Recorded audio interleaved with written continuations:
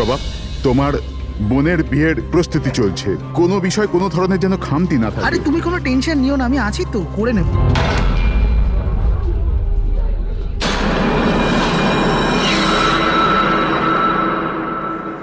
ওহো, বিয়ের বাড়ির ব্যাপার, মেহেন্দির অনুষ্ঠান। আরে দাদা কি করছেন, তাড়াতাড়ি করুন, অতিথিরা তো এক্ষুনি চলে আসবে। আন্টি, তুমি কেন এত টেনশন নিচ্ছ? বিয়ের বাড়ির ব্যাপার আর আমার মেয়ের বিয়ে, টেনশন তো হবেই, তাই না? আমি ওর বেস্ট ফ্রেন্ড হই না? আমি ওর ভালোভাবে খেয়াল রাখবো। তুই তাড়াতাড়ি যা, ওর তোকে দরকার হতে পারে। আরে দাদা, ওটা ওখানে নয়, এখানে রাখুন। হ্যাঁ,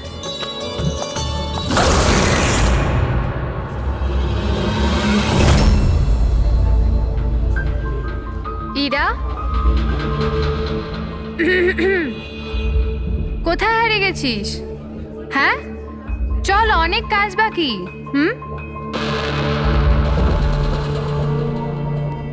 আমি এখনো বলছি যে দেরি বেশি হয়নি, চলো তাড়াতাড়ি যাই এখান থেকে। আরে আমাদের ছেলের ইরার থেকেও ভালো মেয়ে পাওয়া যাবে। আরে কি সেই একই কথা বলে যাচ্ছ?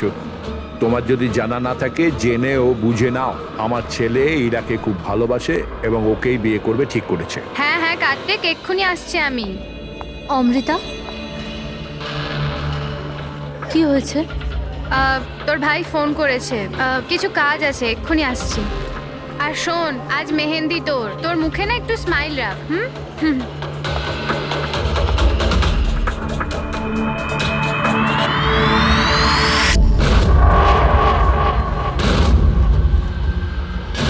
আচ্ছা, ওই সব বক্সেসগুলো রেখে দেবে আর লাইটের সেটআপটাও চেক করে নেবে।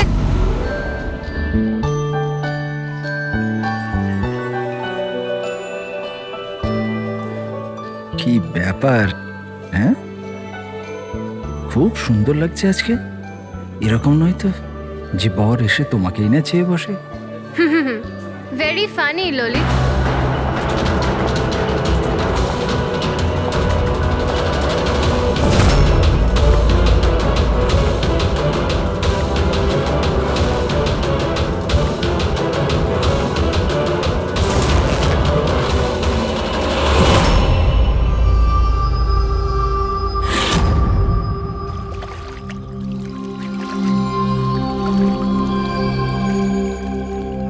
রিসর্ট কি বন্ধ হয়ে গেল? এর দেখভালের পুরো দায়িত্ব আমার ঘাড়ে এসে গেল। আর মালিকের এইটুকু বুদ্ধি তো থাকাই দরকার না? এত বড় রিসর্ট একলা মানুষ কি করে পরিষ্কার রাখবে? এই সুইমিং পুলটা একেবারে নোংরায় ভরে গেছে। যতই পরিষ্কার করো না কেন, দুদিন অন্তর ঠিক নোংরা হয়ে যায়, প্রতি দুদিন অন্তর। আরে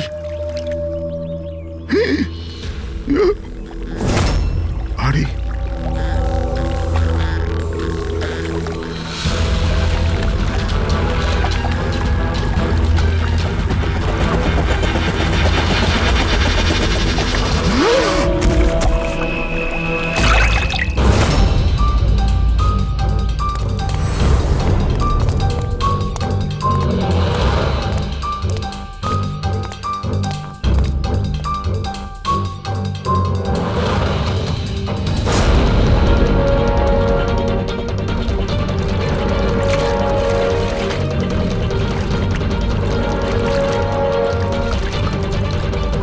দেখো বাবলু, তুমি যদি কিছু না করে থাকো তাহলে ভয় পাওয়ার কোনো প্রয়োজন নেই। সিআইডি নির্দোষদের কখনো শাস্তি দেয় না, বুঝেছো? মনে হচ্ছে লাশ অনেকক্ষণ ধরে জলে আছে।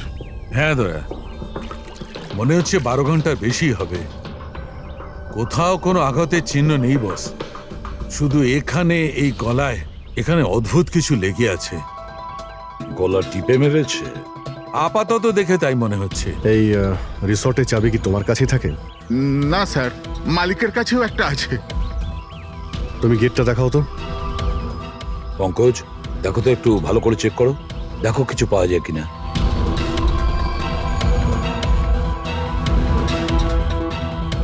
উল্টে দাও, উল্টে।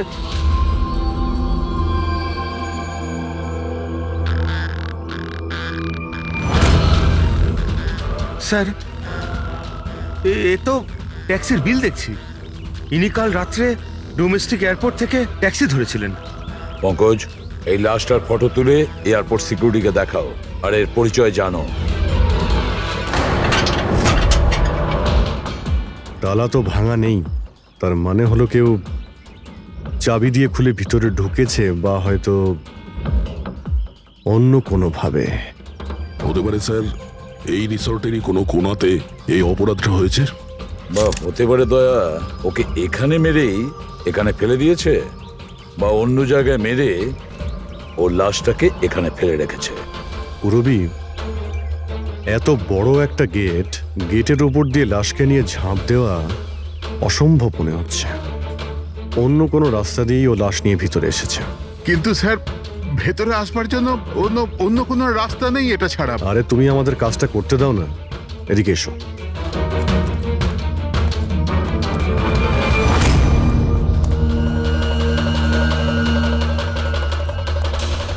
এই দেখো পুরবী, এখানে দেওয়াল ভাঙা রয়েছে, নিশ্চয়ই এখান দিয়ে এসেছিল এই খুনি। তাহলে তো স্যার এখান থেকে কোনো সূত্র পাওয়া যেতে পারে।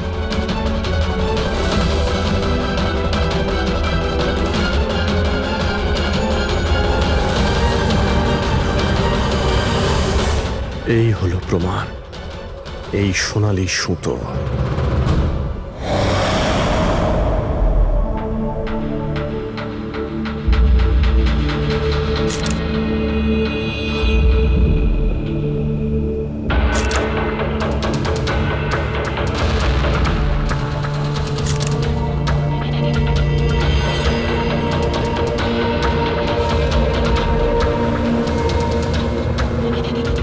আশ্চর্য ব্যাপার, একটা অদ্ভুত জিনিস লেগে আছে এর গলার উপরে।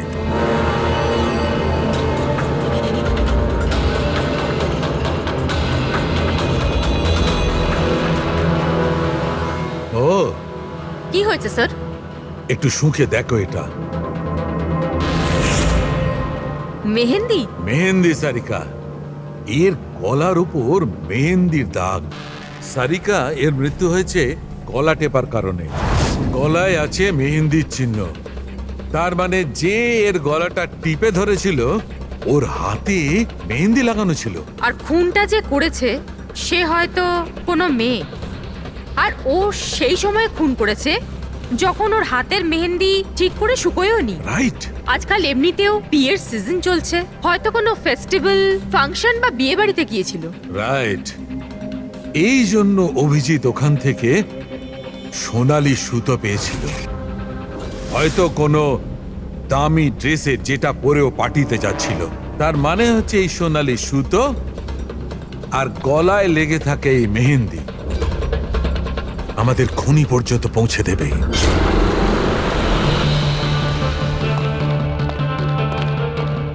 স্যার, এ হলো প্রীতি, শহরের খুব নামকরা মেহেন্দি এক্সপার্ট। দেখো মা, আমি চাই যে তুমি লাশটাকে দেখো, আর এর গলায় যে মেহেন্দি লেগে আছে, যার দাগটা আমরা দেখতে পাচ্ছি, সেটার ব্যাপারে আমাদের ইনফরমেশন দাও।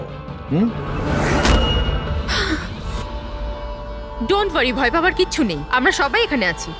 ম্যাডাম, একজন খুনি বাইরে ঘুরে বেড়াচ্ছে, আপনি একটু সাহস করুন প্লিজ।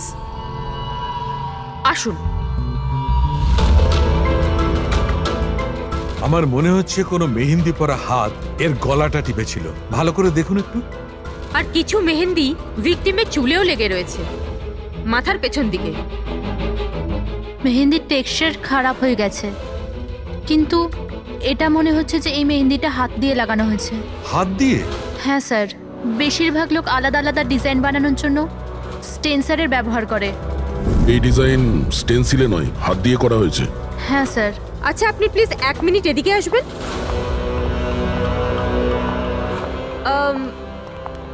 আপনি এই মেহেন্দি সম্পর্কে আর কিছু বলতে পারবেন? মানে এটা কোন কোম্পানির, কতটা পুরনো, কোথা থেকে এসেছে, এনিথিং যা জানেন। স্যার, মেহেন্দির কালার, টেক্সচার আর স্মেল থেকে মনে হচ্ছে এই মেহেন্দিটা কোনো কমার্শিয়াল কোম্পানির নয়। এটা নিশ্চয়ই কেউ বাড়িতেই বানিয়েছে। তার মানে লোকেরা সাধারণত বাড়িতে তৈরি মেহেন্দি ব্যবহার করে, তাই তো? হ্যাঁ স্যার, কারণ ওটা কেমিক্যাল ফ্রি থাকে।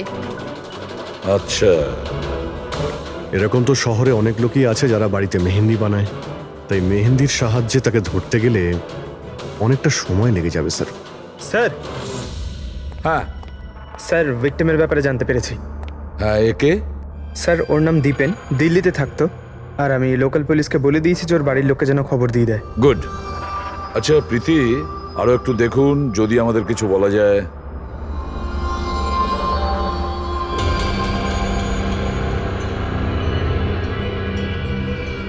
এক মিনিট স্যার। স্যার মেহেন্দির ডিজাইন থেকে আর একটা কথা বোঝা যাচ্ছে। সেটা কি? স্যার ওই মেয়েটার ব্যাপারে, যার মেহেন্দি এর ঘাড়ে লেগেছে, ওই মেয়েটার বিয়ে এমন একটা ছেলের সাথে হচ্ছিল যার নাম আর দিয়ে শুরু হয়। আর লেটার দিয়ে শুরু? সেটা কিভাবে জানা গেল? বেশিরভাগ নতুন বউ যখন মেহেন্দি লাগায় তো নিজের স্বামীর ইনিশিয়াল লেটার হাতে লেখায়। তো স্যার এটা সেই ইনিশিয়াল লেটার। হ্যাঁ বস, উল্টো আর লেখা আছে। আর তাহলে আমাদের খোঁজ নিতে হবে এই সপ্তাহে এই শহরে কটা বিয়ে হয়েছে আর কটা বিয়ে হতে চলেছে যেখানে পাত্রের নাম আর দিয়ে শুরু।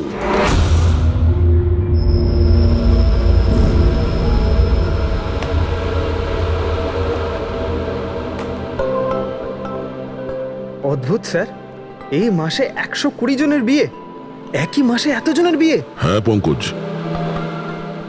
এখন বিয়ের ভালো লগ্নসা আছে। যদি তুমি বিয়ে করো তো সময়টা একদম ঠিক। আরে বিয়ে আর কি করে করব স্যার?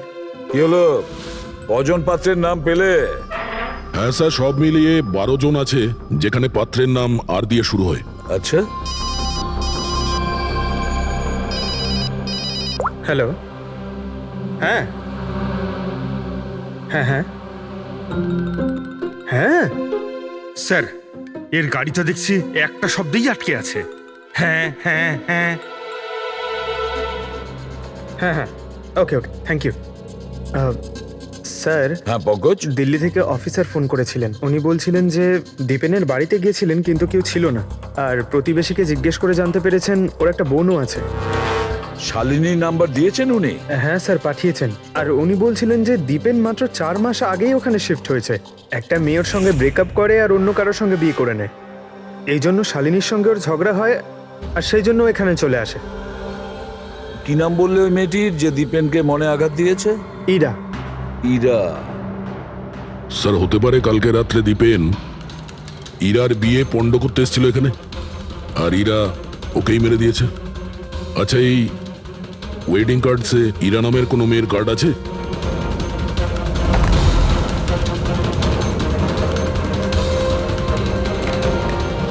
হ্যাঁ স্যার।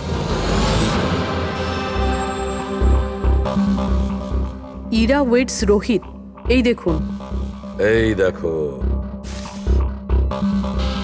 ইরা ওয়েটস রোহিত, আর ওদের বিয়ে আজকেই।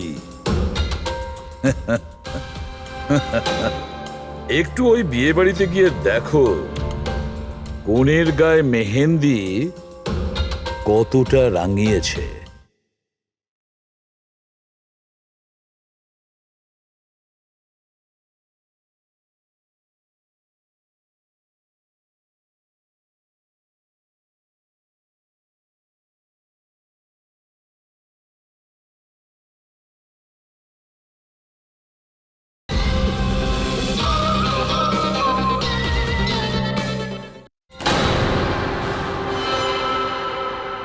আপনারা সিআইডি থেকে এসেছেন তো যা খুশি তাই করবেন।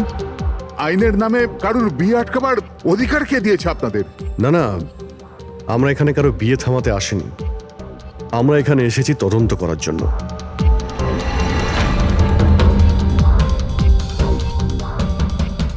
কিন্তু স্যার, আপনাদের এই তদন্ত আমার বোনের বিয়ের পরেও তো করতে পারেন। যত তাড়া আছে আপনাদের এই বিয়েটা করানোর জন্য, তার থেকে বেশি তাড়া আছে আমাদের খুনিকে ধরার জন্য।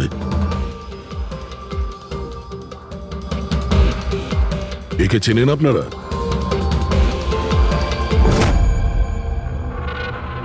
এটা তো দীপেন। মানে চেনেন কি করে? স্যার অ্যাকচুয়ালি ওই দীপেন আমার বোনকে ভালোবাসতো, কিন্তু কিছুদিন আগে ওদের ব্রেকআপ হয়ে যায়। আমি বলেছিলাম না যে চলো ফিরে যাই, কিন্তু আমার কথা শুনছে না কে? দেখো এবার সিআইডিও চলে এসেছে।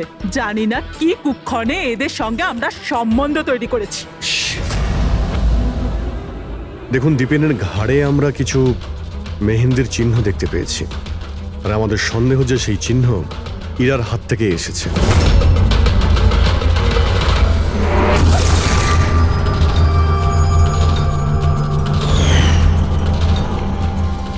পুরবি একবার দেখে নাও তো।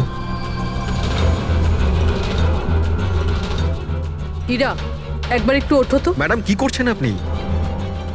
এখনো তোমার বউ নয়, ও এখন একজন সাসপেক্ট। আমাদের সন্দেহের তালিকায় আছে। আমাদের সন্দেহ যে দীপেনকে খুন করেছে। ইরা এসব কি বলছে? মানে কি? তোমার হাতটা দেখাও।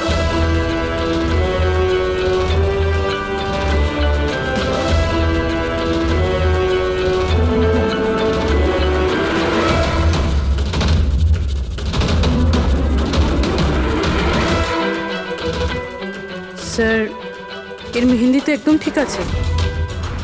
আরে তাহলে দীপেনের গলায় যে মেহেন্দির দাগ ছিল সেটা কার হাতের ছিল? পুরবি, তুমি ওর ঘুমটাটা একবার তোলো। স্যার,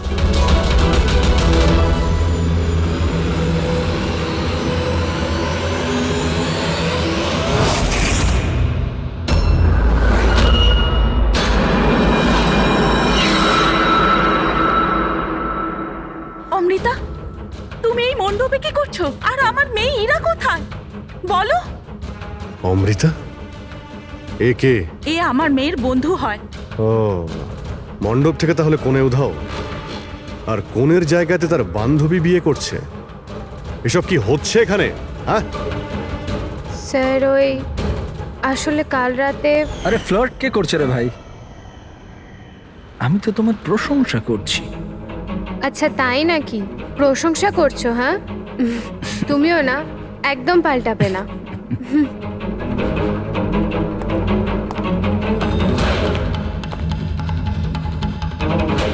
এই লোকটা কি জ্বালা। অমৃতা, অমৃতা শোনো।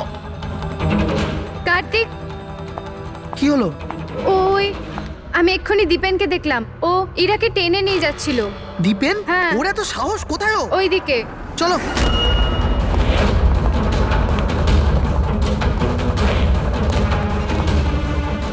কোথায় গেল এরা দুজন? কি জানি।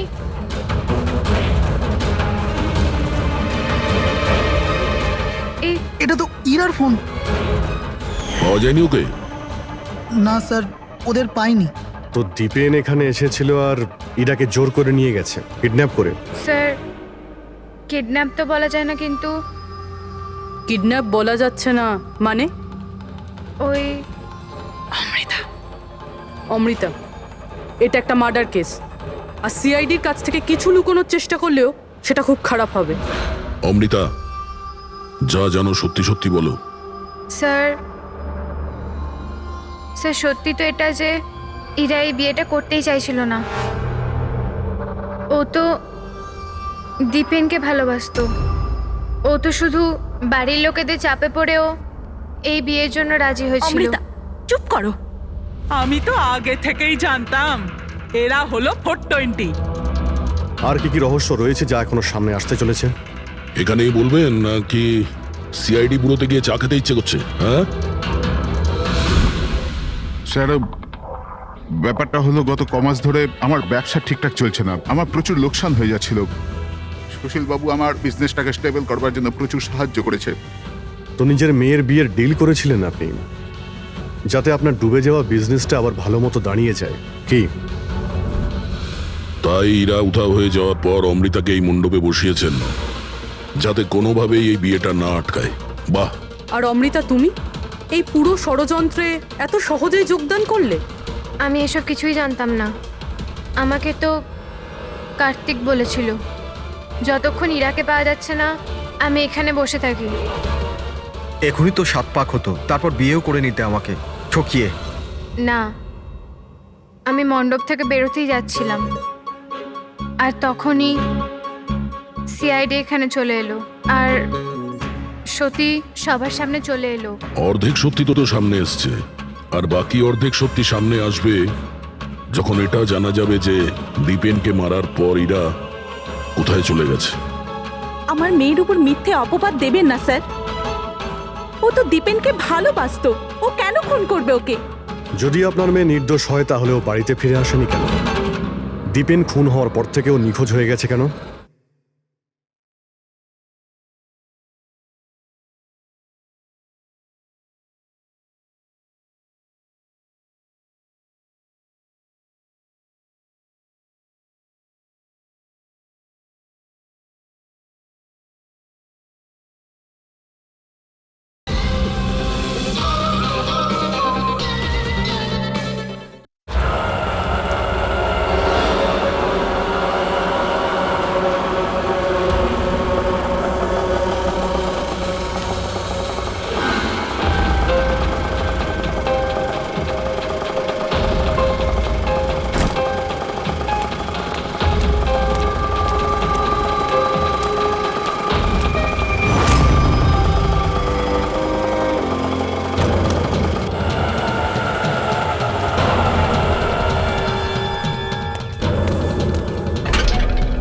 তালা?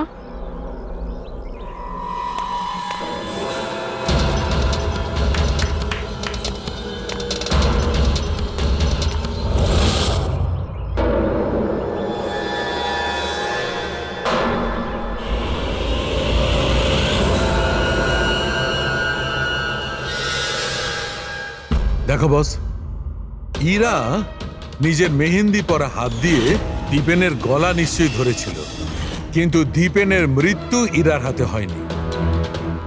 দীপেনের মৃত্যু হয়েছে কি করে?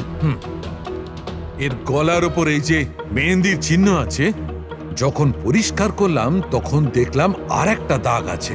এই দেখো, এইটা।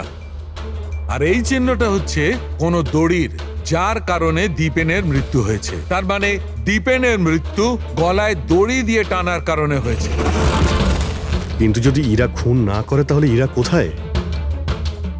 আচ্ছা, এমনটা নয় তো যে ওকেও কোনো ক্ষতি করা হয়েছে? স্যার, একটা কথা কিছুতেই মাথায় ঢুকছে না। যদি ইরা এই খুনটা না করে থাকে তাহলে করলো কে?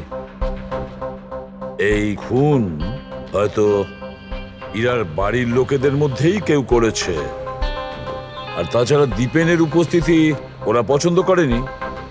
হতে পারে দীপেনের কারণে বিয়েতে কোনো বাধা আসবে, সেই জন্য দীপেনকে খুন করে দিয়েছে। স্যার, স্যার, ইরার ফোন থেকে জানা গেছে যে ওর নিখোঁজ হওয়া 3 ঘন্টা আগে দীপেনের বোন শালিনীর ফোন আসে। ও দিল্লি থেকে বম্বে চলে তো আসে, কিন্তু ফোন তুলছে না। শালিনীর ফোন ট্র্যাক করো, দেখা তো যাক ও এখন কোথায় আছে। আর বাকি রইল ওই সোনালি সুতো, কার হতে পারে?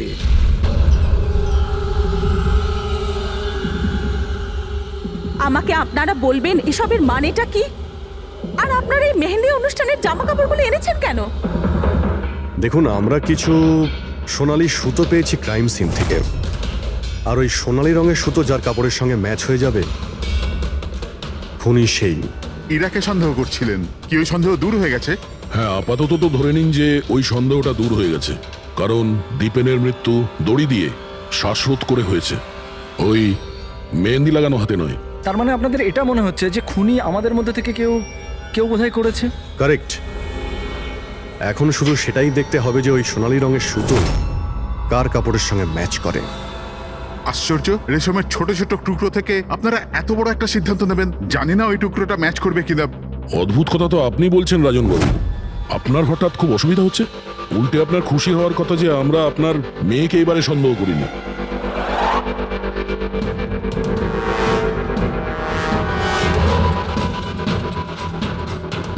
স্যার, এই সোনালি সুতোটা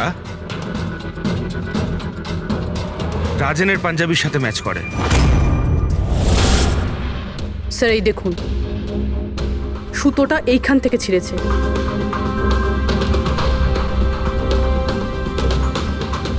আমি বলছি আপনাদের, ওই রাতে আমি দেখেছিলাম দীপেন আর ইরাকে একসাথে। তুমি কেন বুঝতে পারছো না? আমি তোমাকে ছেড়ে বাঁচতে পারবো না, আমি বাঁচতে। আর তুমি আমাকে ছাড়া অন্য কাউকে কি করে বিয়ে করছো? যখন আমি নিচে পৌঁছলাম তো ওরা দুজন চলে গিয়েছিল, আর দীপেনের ঠিকানা ইরার পুরনো চিঠি থেকে আমি পেলাম। তারপরে আমরা ওর পুরনো বাড়িতে গেলাম।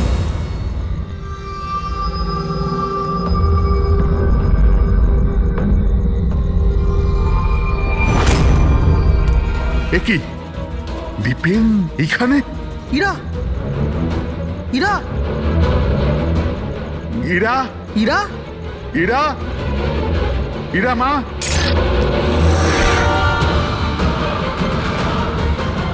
বাবা, এই দেখো দীপেন ওর ফোনে ওর মৃত্যুর কারণ লিখেছে। কি লিখেছে এখানে?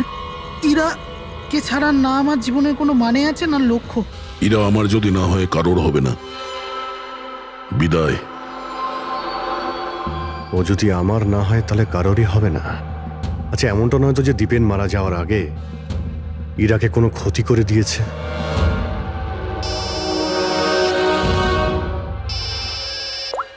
হ্যাঁ পঙ্কজ, হ্যাঁ, দীপেনের বোন শালিনীর মোবাইল ফোন ট্র্যাক হয়ে গেছে।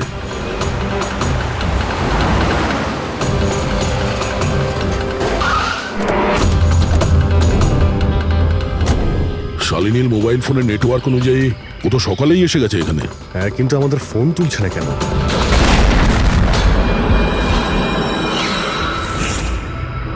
ব্লাস্ট। শালিনী, শালিনী, শালিনী, শালিনী, শালিনী, শালিনী।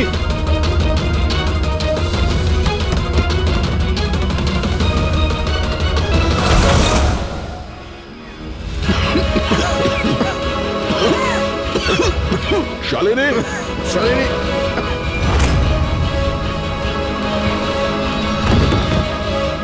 শালিনী, শালিনী।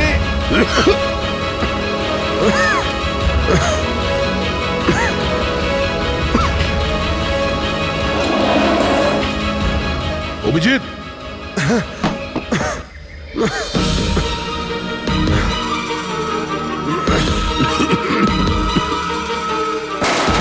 অভিজিৎ সাবধানে। কে ওখানে?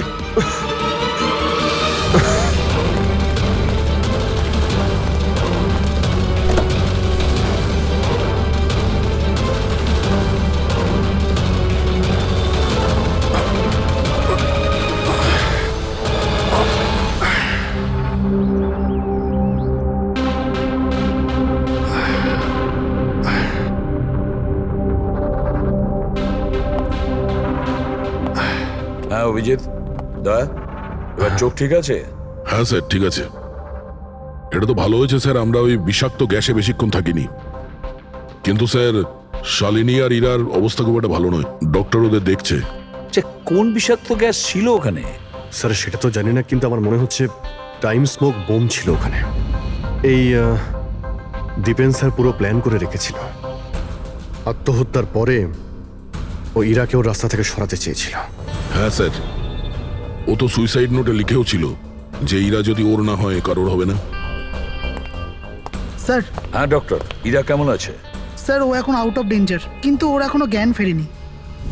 আচ্ছা, আর Shalini? I am sorry sir, আমরা ওকে বাঁচাতে পারিনি।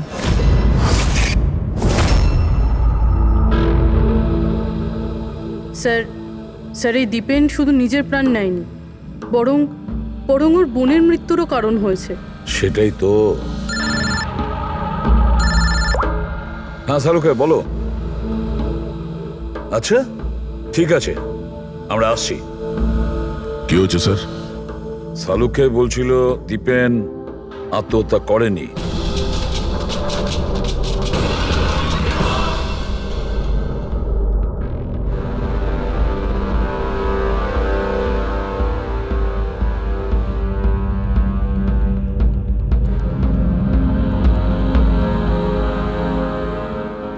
আরে বলে ফেলো না শালুকে, একবার ফাইনালি বলে দাও, দীপেন আত্মহত্যা করেছে নাকি ওকে খুন করা হয়েছে? বস, আমি জানি যে তোমরা খুবই বিরক্ত হচ্ছ। তোমাদের মনে হচ্ছে শালুকে কোনো কথাই বলছে না। কখনো বলছে ইরা দীপেনকে হত্যা করেছে, কখনো বলছে যে দীপেনের হত্যা ইরা করেইনি, কখনো বলছে দীপেন আত্মহত্যা করেছে, কখন বলছে দীপেন আত্মহত্যা করেনি। কিন্তু আমি কি করব ভাই, এই কেসটার সূত্র খুব অল্প অল্প করে আসছে। আরে স্যার, যে প্রমাণ পেয়েছেন সেটা নিয়ে কিছু বলুন না। দেখো বস, যখন কোনো মানুষকে ফাঁসির দড়িতে ঝোলানো হয় আর যখন দড়িটায় টান পড়ে তখন ও শ্বাস বন্ধ হতে থাকে, আর তখন সে শ্বাস নেওয়ার জন্য ছটফট করে, তার ঘাড়টা নড়তে থাকে, আর ঘাড় নড়ার কারণে ফাঁসটা চেপে বসে, আর ওর ঘাড়ের ঠিক পেছন দিকে ওই ফাঁসির দড়ির গিঁটের চিহ্নটা দেখা যায়।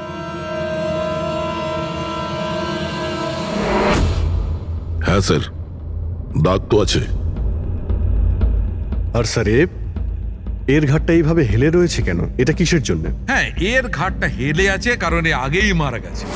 যদি একজন মৃত ব্যক্তিতে ফাঁসিতে ঝুলিয়ে দেওয়া হয় তবে ও শ্বাস নেওয়ার জন্য ছটফট করবে না, আর সেই জন্যে ওর ঘাড়ের পেছনে গিঁটের চিহ্নটা পাওয়া যাবে না। না, এর পিছনে তো কোনো চিহ্ন নেই। কারণ ঘাড়টা গিঁটের সংস্পর্শে আসেইনি। তুমি নতুন কি আর বললে? আমরা কি এগুলো জানি না?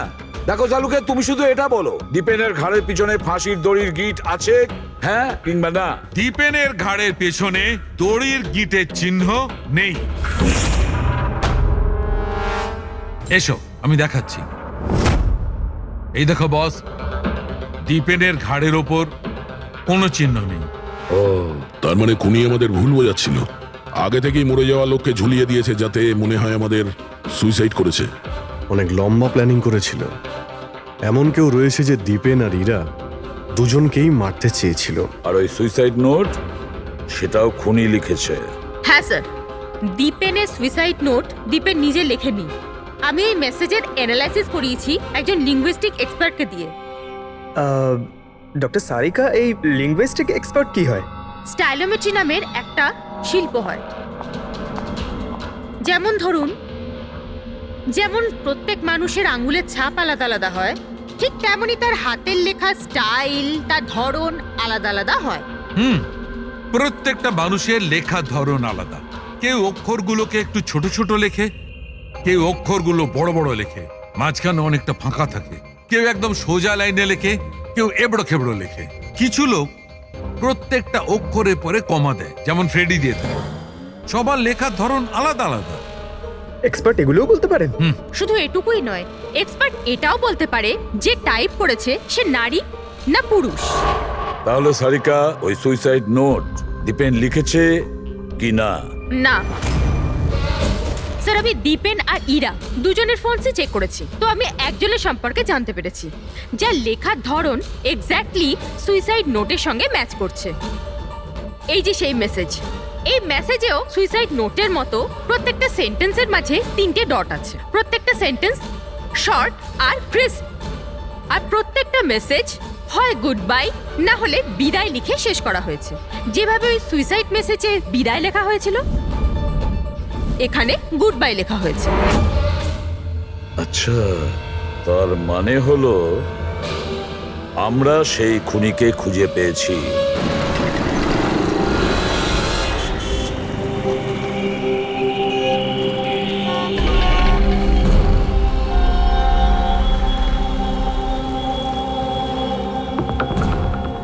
হ্যাঁ, হুমকি দিচ্ছি, কি করবি তুই?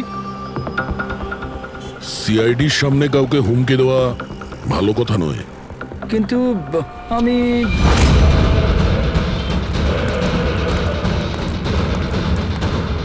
এই দাঁড়া! আরে আরে আরে, ললিত বাবু কোথায় পালাচ্ছেন? এটা তো বলে যান যে দীপেনকে খুন করতে গেলেন কেন? এটা এটা আপনি কি বলছেন? আমি কাউকে মারিনি।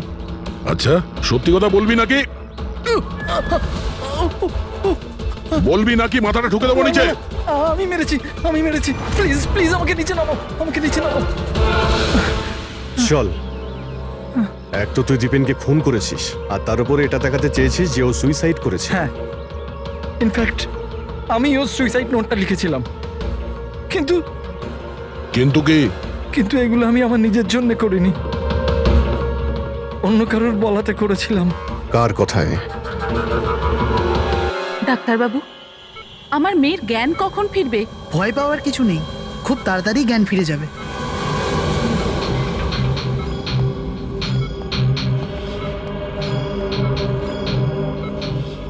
ললিত,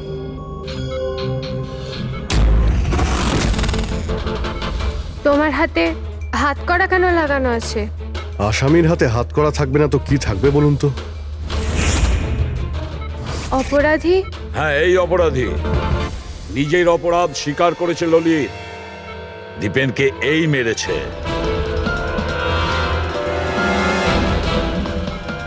ললিত, এনারা সবাই কি বলছেন আর তুমি কেন করলে এইসব? দেখলেন স্যার, অবাক হওয়ার কি সুন্দর অ্যাক্টিং করছে এরা। যেখানে সত্যি এটাই যে ললিতকে খুন করতে বলার আসল অপরাধী এখানে এই রুমে উপস্থিত আছে। হ্যাঁ, এটা আপনি কি বলছেন? এখানে আমার মেয়ে জীবন মৃত্যুর সঙ্গে লড়াই করছে আর আপনি উল্টে আমাদেরই দোষী করছেন। না, এই জীবন আর মৃত্যুর মাঝখানে ঝুলছে না, এ সত্যি আর মিথ্যের মধ্যে ঝুলছে। ও জ্ঞান হারায়নি, সব ড্রামা করছে। কি?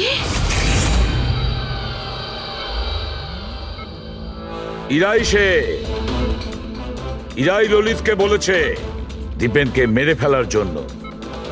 এই কি সব কথা বলছেন আপনারা? অবস্থা দেখুন এর। আপনাদের মনে হয় যে এ জেনে শুনে বিষের কন্ট্যাক্টে গেছে? স্যার, ইঞ্জেকশন লাগিয়ে দিই? হ্যাঁ হ্যাঁ, নিশ্চয়ই, তাড়াতাড়ি। এটা কিসের ইঞ্জেকশন লাগাচ্ছেন আপনারা? সত্যি কথা বলার, এই ইনজেকশনে একটা কেমিক্যাল আছে যেটা শরীরে যেতেই মানুষ সত্যি কথা বলতে শুরু করে।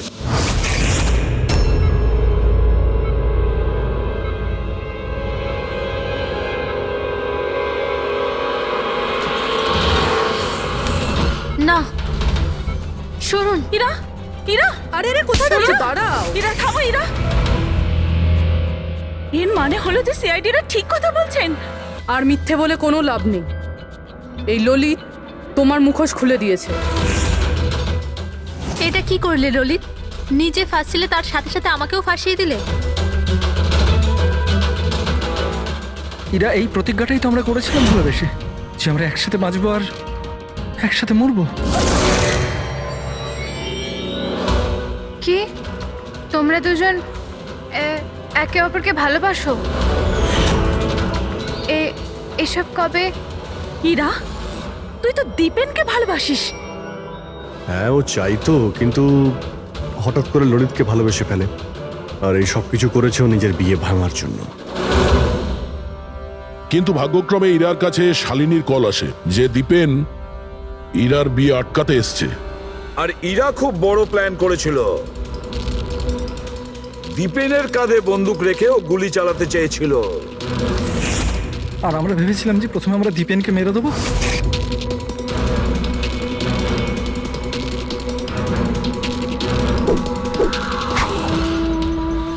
আর অনেক দূরে গিয়ে তোমরা ঘর বাঁধবে, কিন্তু ভুলে গিয়েছিলে তোমরা যে অন্যায়ের পথে কখনো সাফল্য আসে না। বুঝেছো? আমাদের প্ল্যান একদম ঠিকঠাক চলছিল, কিন্তু বাবা আর কার্তিক এসে আমাদের প্ল্যানে জল ঢেলে দিল।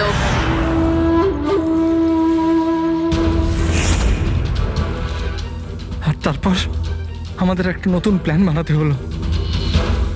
আর ওই নতুন প্ল্যানেও আমার মরার অ্যাঙ্গেলটা ছিলই। বোমের ব্যবস্থা হয়ে গেছে। তুমি বোম ঠিক করে চেক করেছো তো? হ্যাঁ হ্যাঁ, করে নিয়েছি। কিছুক্ষণের মধ্যে বোম ফেটে যাবে। আর লাশের বন্দোবস্ত করেছো? হ্যাঁ, অসুবিধা ছিল, কিন্তু কিছু টাকা দিয়ে ওই লাশটাও পেয়ে গেছি। ব্যাস, তাহলে হয়ে গেছে কাজ। আমি লাশকে আমার নিজের জামা কাপড় পরিয়ে দেবো, আর যখনই বোম ফাটবে তখন সবার মনে হবে যে দীপেনের সাথে সাথে আমিও মরে গেছি। আচ্ছা, আমি বোমটা চেক করে আসি। ওকে?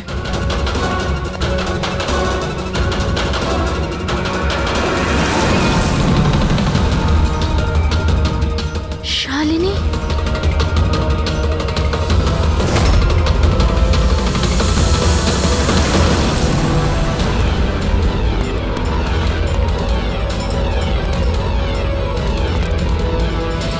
আর সেই কারণে তুমি শালিনীকে মেরে ফেলেছো।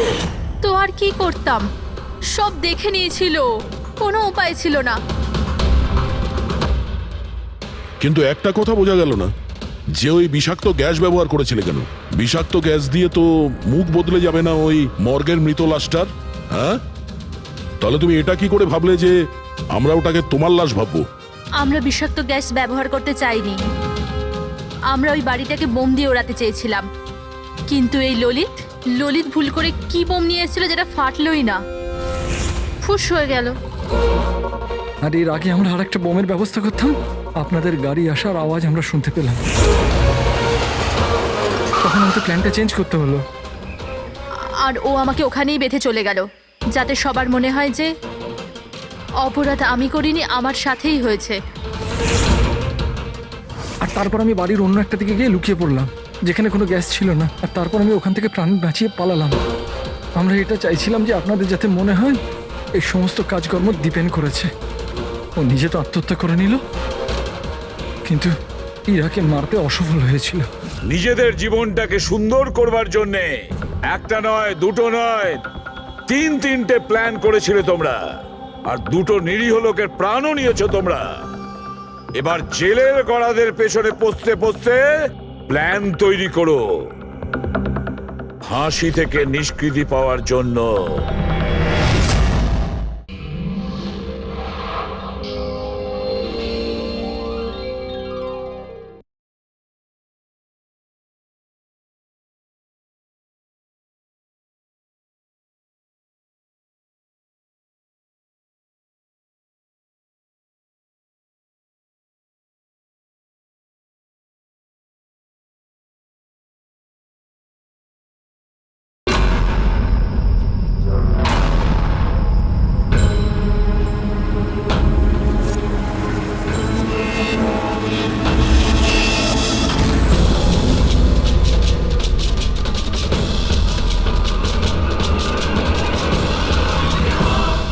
কার্তিক বাবা, তোমার বোনের বিয়ের প্রস্তুতি চলছে, কোনো বিষয় কোনো ধরনের যেন খামতি না থাকে। আরে তুমি কোনো টেনশন নিও না, আমি আছি তো, করে নেব।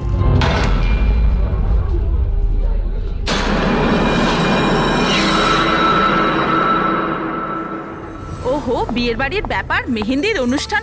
আরে দাদা কি করছেন, তাড়াতাড়ি করুন, অতিথিরা তো এক্ষুনি চলে আসবে। আন্টি, তুমি কেন এত টেনশন নিচ্ছ? বিয়ের বাড়ির ব্যাপার আর আমার মেয়ের বিয়ে, টেনশন তো হবেই, তাই না? আমি ওর বেস্ট ফ্রেন্ড হই না? আমি ওর ভালোভাবে খেয়াল রাখ। তুই তাড়াতাড়ি যা, ওর তোকে দরকার হতে পারে। আরে দাদা, ওটা ওখানে নয়, এখানে রাখুন। হ্যাঁ,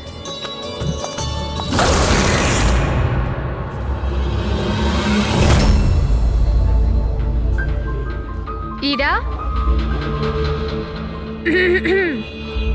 কোথায় হারিয়ে গেছিস? হ্যাঁ, চল, অনেক কাজ বাকি।